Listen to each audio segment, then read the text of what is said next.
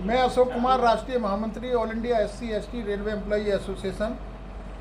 आप सभी प्रेस वालों का, सोशल मीडिया पे काम करने वालों का मैं all India SC ST railway employee association की तरफ से हार्दिक धन्यवाद करता हूं और स्वागत करता हूं आज की इस प्रेस कॉन्फ्रेंस में। आज की ये प्रेस कॉन्फ्रेंस हमारे ठेकेदारी हटाओ संयुक्त मोर्चे की तरफ से आयोजित की गई है। आगामी आने वाले 25 अक्टूबर को जो हमने घेराव रखा है मुख्यमंत्री के आवास पर, तो उसके लिए ये प्रेस कॉन्फ्रेंस आमंत्रित की गई है, जिसमें हमारे जो राष्ट्रीय स्तर के नेता हैं माननीय DC कपिल जी, वीर सिंह धीगान जी, राजकुमार धीगान जी और सभी यहाँ पर उपस्थित हैं। वो आपको अपनी रणनीति से अवगत कराएंगे। मैं आपसे यही अनुरोध करूँगा इस सोशल मीडिया के माध्यम से, जितने भी मेरे दिल्ली के लोग हैं, क्योंकि आज ये जो ठेकेदारी है बड़ी तेज़ी से फैल रही है और ये हर क्षेत्र में आउटसोर्सेज और ठेकेदारी का काम शुरू हो गया है। और ये जो काम शुरू हुआ है, इससे न बल्कि देश कमज़ोर होगा। तो दोस्तों, ये पत्रकार वार्ता का आज का मकसद सिर्फ इतना है कि हम 10 बजे 25 अक्टूबर को दिल्ली के सिविल लाइन के चंदकी राम अखाड़े में इकट्ठा होकर के दिल्ली के माननीय मुख्यमंत्री केजरीवाल साहब से उनके घोषणा पत्र में किए गए वायदों की वायदा खिलाफी की याद दिलाने के लिए जा रहे हैं। आप लोग चाहें तो देख भी सकते हैं, ये आम आदमी पार्टी का घोषणा पत्र मेरे हाथ में है और तीनों वर्षों के घोषणा पत्र इसके अंदर है। जब चुनाव हुआ 2014, 2015 और उसके बाद में 2020, इन तीनों ही घोषणा पत्रों में जो उन्होंने वायदे किए ठेकेदारी प्रथा को ख़त्म करने के लिए, जो उन्होंने वादा किया दिल्ली में सफाई कर्मचारियों की ऑन ड्यूटी मृत्यु होने पर 1 करोड़ रुपए का मुआवजा देने के लिए, और इस तरीके जो दिल्ली में युवा वर्ग है 8 लाख वैकेंसियों को सरकारी तौर पे भरने का जो उन्होंने वादा किया था, और महिलाओं के लिए आवाज़ उठा करके निर्भया केस के अंदर जो उन्होंने एक आश्वासन दिया था देश के अंदर कि जहां पर भी महिलाओं के साथ बलात्कार के केस होंगे उनके साथ हत्याएं होंगी, तो हम जो है आवाज़ उठा करके सरकार की तरफ से 1 करोड़ रुपया मुआवजा दिलाने का काम करेंगे। उनके परिवार के मेंबर को सरकारी नौकरी दिलाएंगे, रहने के लिए फ्लैट दिलाएंगे। जब से 7 साल में ये शासनकाल आया है इस सरकार का, आम आदमी पार्टी सरकार का, और जब से माननीय मुख्यमंत्री अरविंद केजरीवाल जी मुख्यमंत्री बने हैं, तो अपने किए हुए घोषणा पत्र के सारे वायदों को वो भूल गए हैं। हम उनको मात्र ये कहने के लिए वहाँ पर जा रहे हैं कि आपके पड़ोसी राज्य के अंदर, हरियाणा के अंदर, और आपका दूसरा पड़ोसी राज्य जहाँ से आप चुनाव की धुआंधार तरीके से तैयारी कर रहे हैं, उत्तराखंड, इन दोनों ही राज्य की सरकारों ने विधानसभा के अंदर विशेष सत्र बुला करके वहाँ पर ठेकेदारी प्रथा को बैन कर दिया है। तो हम इनको ये याद कराने के लिए जा रहे हैं कि माननीय मुख्यमंत्री महोदय, आप भी देश की राजधानी दिल्ली, जिसका मैसेज, जिसकी आवाज़ पूरे देश के हर प्रदेशों के अंदर जाती है, आप भी दिल्ली की जनता के लिए, दिल्ली के युवाओं के लिए यहाँ पर ठेकेदारी प्रथा को आप बैन कर दें, ताकि बैन होने के बाद में सरकारी नौकरियाँ निकल सकें और अनुसूचित जाति, अनुसूचित जनजाति, पिछड़ा वर्ग, सभी लोगों को अपने आरक्षण का लाभ मिल करके लाखों की संख्या में जो बेरोजगार युवा सड़कों पर घूम रहा है उनको कम से कम रोजगार मिले। तो ये अपना मैसेज देने के लिए, वादा खिलाफी की याद दिलाने के लिए देश के बड़े बड़े संगठन, जिसमें आज जिस कार्यालय के अंदर हम आज प्रेस कॉन्फ्रेंस कर रहे हैं, ये all India SC ST railway employees association का कार्यालय है और देश का सबसे बड़ा विभाग है हमारा SC ST का, जिसके अंदर 4.5 लाख की मेंबरशिप हमारी है। हमारे ऑल इंडिया के सेक्रेटरी जनरल अशोक जी, जो हमारे ठेकेदारी हटाओ राष्ट्रीय संयुक्त मोर्चा के कार्यकारी अध्यक्ष भी हैं, आप उनके माध्यम से आज जो है ये प्रेस कॉन्फ्रेंस यहाँ पर की जा रही है। तो मैं आपकी इस चैनल के माध्यम से देश की तमाम जनता को, अपने भाइयों को, बहनों को, और विशेष रूप से मैं आपको बताना चाहता हूँ कि इस आंदोलन में 80 संगठन अभी तक जुड़ चुके हैं। 80 संगठन अलग अलग क्षेत्र में काम करने वाले हैं। उसमें सरकारी एसोसिएशन भी हैं, उसमें सामाजिक संगठन भी हैं और विशेष रूप से सफाई कर्मचारियों के मुद्दे से जुड़े हुए तमाम नगर निगमों में काम करने वाली यूनियन इसके अंदर अभी तक जुड़ चुकी है। इसलिए पहले चरण के अंदर हमने 25 सितंबर को एक संकल्प लिया था कि समाज के सबसे निचले तबके पर खड़े हुए हमारे भाई और बहन जो सफाई कर्मचारी हैं, जो सफाई का काम दिल्ली के अंदर करते हैं, हम पहले चरण के अंदर सबसे पहले उनका मुद्दा लेकर के चलेंगे। तो उनके मुद्दे को हल कराने के लिए 25-25 साल के पुराने कर्मचारियों को पक्का कराने के लिए, जो लोग रिटायर होते हैं, जो हमारे सामान्य साथी 30 साल 35 साल की सर्विस के बाद रिटायर होते हैं, रिटायरमेंट के बाद उनको टर्मिनल बेनिफिट्स नहीं मिलते और उनकी पेंशन की दिक्कतें आती हैं। सबसे बड़ी बात यह है, जो विडंबना है, कि इस पूरे देश के अंदर सफाई कर्मचारी सफाई करता है, गंदगी साफ करता है, सबको स्वच्छ रखता है, सबको बीमारियों से दूर रखता है, लेकिन उसके बावजूद भी अलग अलग गंभीर बीमारियों का शिकार होकर के जो रिपोर्ट हमारी बताती है कि 60 साल की उम्र पूरी करने से पहले उसकी डेथ हो जाती है। इस विभाग में काम करने वाले सफाई कर्मचारियों की मेडिकल की सुविधा आज तक सरकार ने मुहैया नहीं कराई है, जो मौलिक अधिकार है, जो हमारा मूलभूत सुविधाओं के अंदर आता है। इसकी आवाज़ उठाने के लिए पहले चरण में हमने दिल्ली के अंदर सफाई कर्मचारियों की समस्याओं के लिए आंदोलन की शुरुआत की है और 25 अक्टूबर के प्रोग्राम में बहुत बड़ी तादाद में देश के सभी लोग, जिसके अंदर तमाम बहुजन संगठन, उसमें हर जाति का संगठन है, हर वर्ग का संगठन है, ओबीसी भी है, एसटी भी है, सब लोग वहाँ पर आएंगे। उस दिन के लिए भी मैं आपको आमंत्रित कर रहा हूँ और अब मैं उम्मीद करता हूँ कि आपके चैनल के माध्यम से देश के अंदर गई हुई ये आवाज़ तमाम देश के युवाओं के लिए, क्योंकि ठेकेदारी प्रथा सिर्फ SC ST और OBC के लिए नहीं, बल्कि ठेकेदारी प्रथा देश के हर युवा के लिए, वो चाहे किसी भी जाति का है, किसी भी धर्म का है, 100% युवाओं के लिए ठेकेदारी प्रथा एक अभिशाप है। ये ठेकेदारी प्रथा बंद होनी चाहिए। जब तक ये बंद नहीं होगी और सरकारों ने जो रवैया बना रखा है, सुप्रीम कोर्ट के ऑर्डर्स को ताक पर रख करके केंद्र की सरकार और राज्यों की सरकारों ने जो आउटसोर्स की शुरुआत करके ये व्यवस्था बनाई है, उसका विरोध करने के लिए देश के सभी वर्गों के जो भाई और बहन और युवा हैं, उनको हम आह्वान करते हैं कि 25 अक्टूबर को वो केजरीवाल जी के घेराव के लिए वहां पर पहुंचे। कपिल जी, आपको रोकते हुए मैं जानना चाहूंगा, 25 तारीख के लिए आप जो है आह्वान कर रहे हैं, वो कौन से प्रमुख मुद्दे हैं जिनकी वजह से पूरे देश की जनता को आप आह्वान कर रहे हैं दिल्ली में केजरीवाल को घेरने के लिए?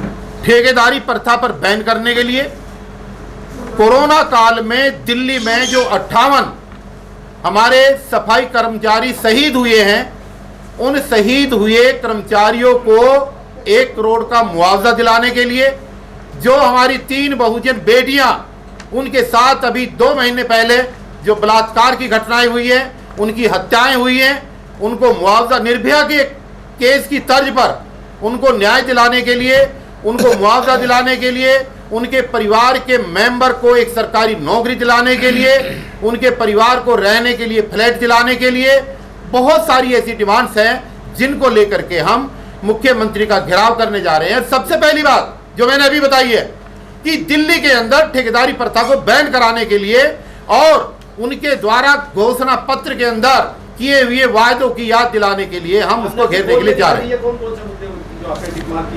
इसमें टिक मार्क में जो 2014 का मुद्दा है, इसमें 17 नंबर पर क्लियर लिखा है कि कॉन्ट्रेक्चुअल जॉब जो है उनको हम सबको खत्म करेंगे और परमानेंट जो है हम जो है सबकी भर्ती करेंगे।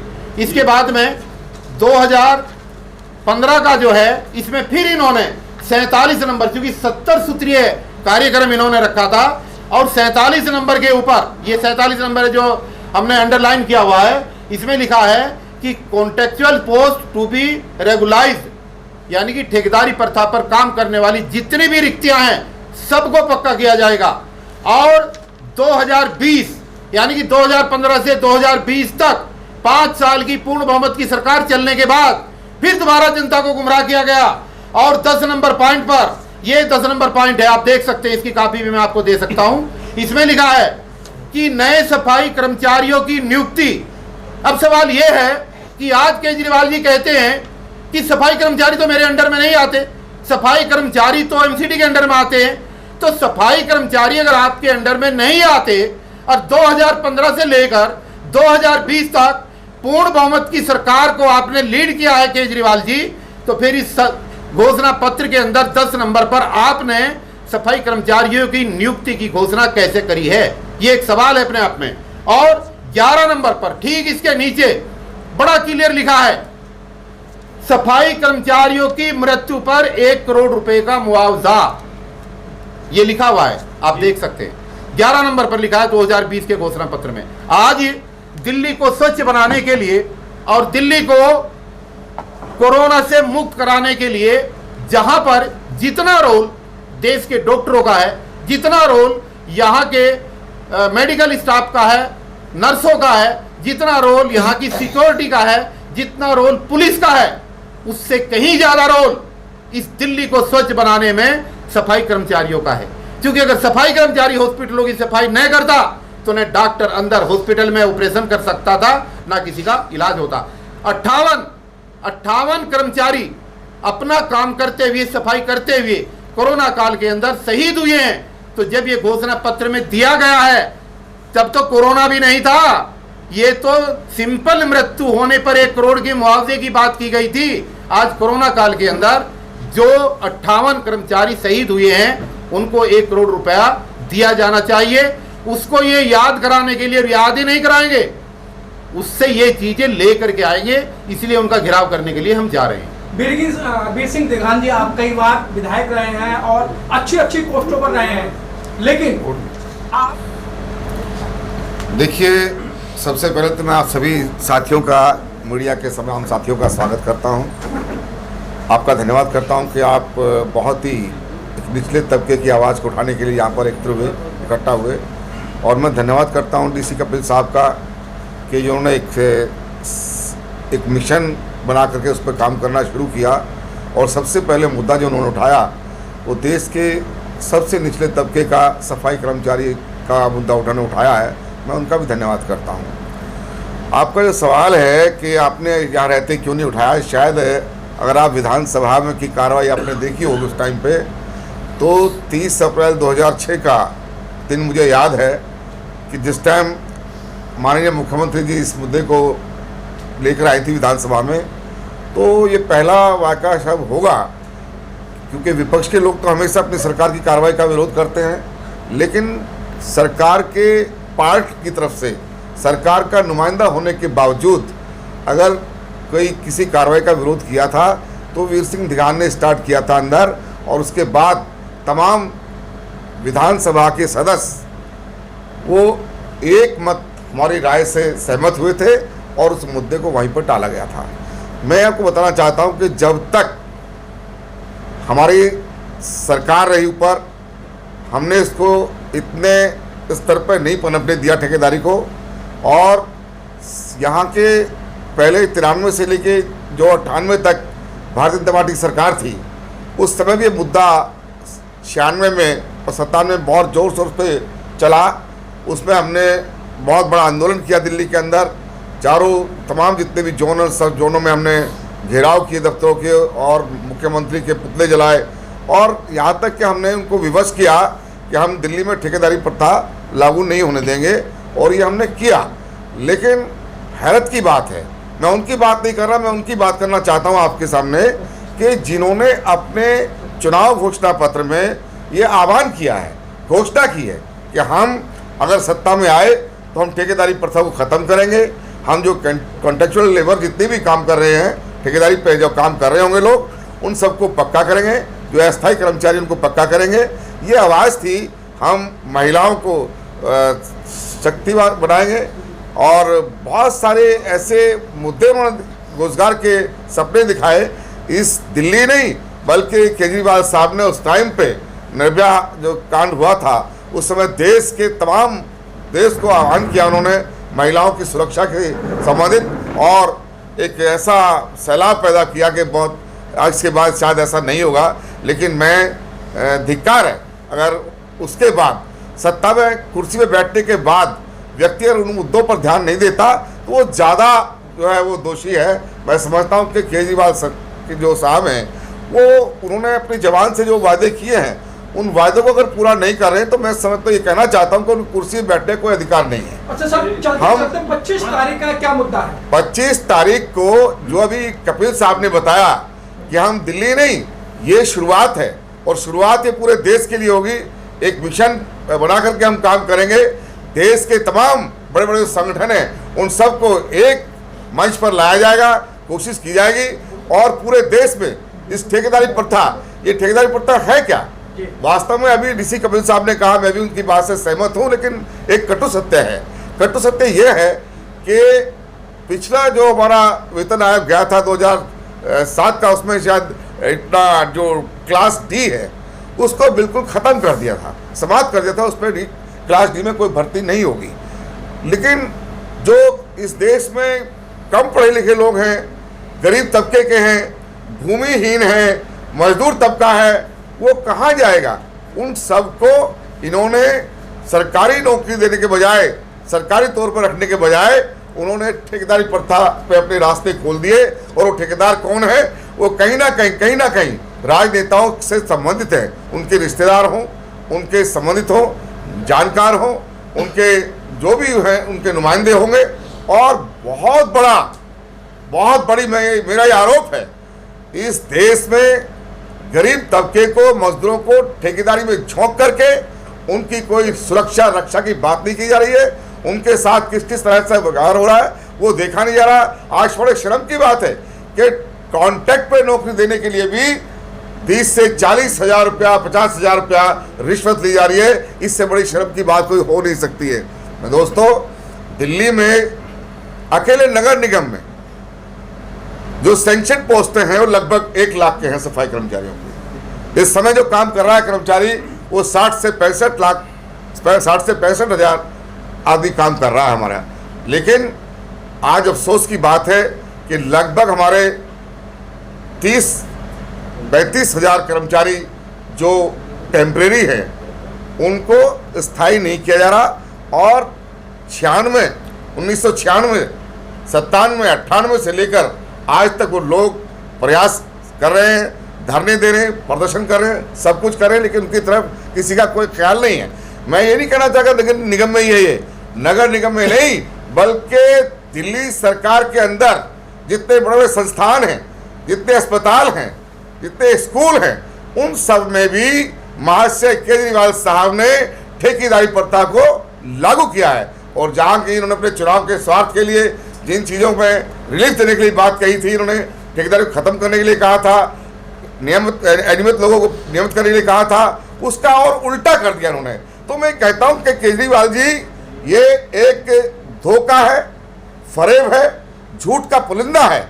अगर ऐसे व्यक्तियों को आप सत्ता में बने रखेंगे तो मैं समझता हूँ कि इस देश का भविष्य बिल्कुल अंधकार में हो जाएगा। हमारा एक मिशन है, हमारे भाई अशोक जी हमारे बीच में है, हमारे राजेश जी, हमारे गागट साहब, कपिल साहब, राजकुमार दिगान साहब, हमारे दीपक पिवाल जी और हमारे कई साथी रात दिन एक करके 25 तारीख की तैयारी कर रहे हैं। और ये 25 तारीख की तैयारी जो है केजरीवाल सरकार से हम चाहते हैं कि या तो वो हमारी मांगों को पूरी करें जो उन्होंने वादे किए हैं, अन्यथा ये निश्चित जानिए आप कि इस देश का मजदूर, देश का गरीब अगर भड़क जाएगा तो केजरीवाल जी जहां से आप चले थे आपको वहीं छोड़कर आएगा। डीसी कपिल साहब जो है, अगर आपको समर्थन देने के लिए 25 अक्टूबर को जो आपने आह्वान किया है केजरीवाल के निवास के घेराव के लिए, छात्र संगठन है, इसके अलावा राजनीतिक छोटे छोटे पार्टियां हैं या और अन्य संगठन हैं, सामाजिक संगठन, अगर वो आपके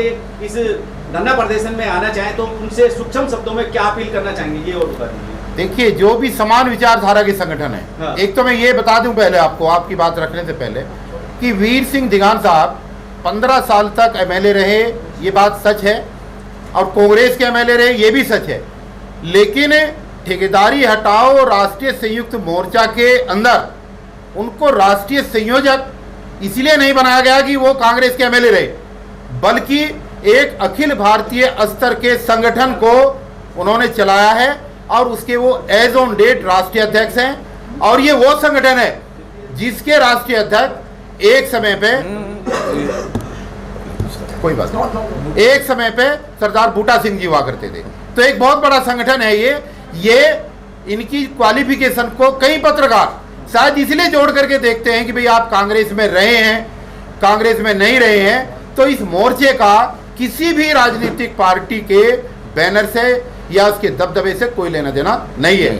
जहां तक आपने सवाल पूछा, जो भी समान विचारधारा के संगठन, छात्र संगठन, छात्र युवाओं के संगठन हैं, महिलाओं के संगठन हैं या सामाजिक संगठन हैं, उन सब का स्वागत करते हैं हम लोग, जो इस बात पर विश्वास करते हैं कि ठेकेदारी प्रथा इस देश में युवाओं के लिए एक अभिशाप है, एक कलंक है, ये खत्म होना चाहिए। जो भी इस विचारधारा से प्रभावित है उन सब का हम स्वागत करेंगे, उन सब का जो है हम जो है आह्वान करते हैं कि वो हमारे प्रोग्राम में आए। चलिए, बहुत बहुत धन्यवाद।